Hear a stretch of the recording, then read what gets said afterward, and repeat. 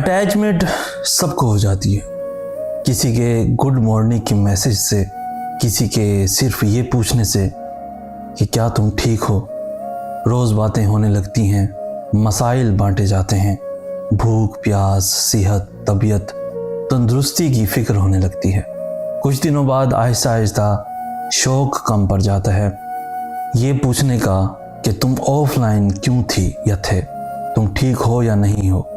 वक्त आगे बढ़ता है तो लोग भी बढ़ जाते हैं, वो पहले से ज़्यादा मैच्योर हो जाते हैं, राब्ते घटा देते हैं और एक दिन उस इंसान की कन्वर्सेशन भी आपकी चैट लिस्ट से खारिज हो जाती है। मसला पता है क्या है? बेजारियत क्यों होती है? क्योंकि आप एक दूसरे को कम वक्त में बहुत ज़्यादा जान लेते हैं। खाने पीने का शौक़, सोने जागने की रूटीन, ज़िंदगी के दुख, डर, सब कुछ, ईच एंड एवरीथिंग। पता है क्या करना चाहिए?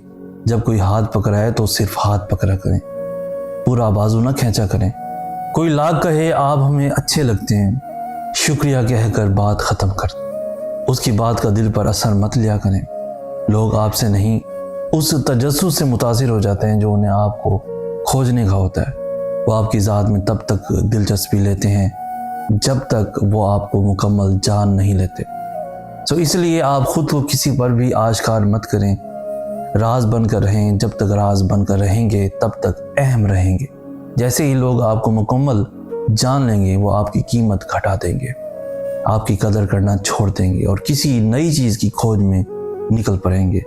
यही कड़वा सच है जो हम लोग कबूल नहीं कर पाते।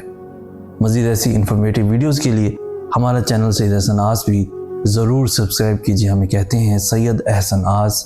हम मिलेंगे नेक्स्ट वीडियो में, तब तक के लिए अल्लाह आपका हामी और नासिर।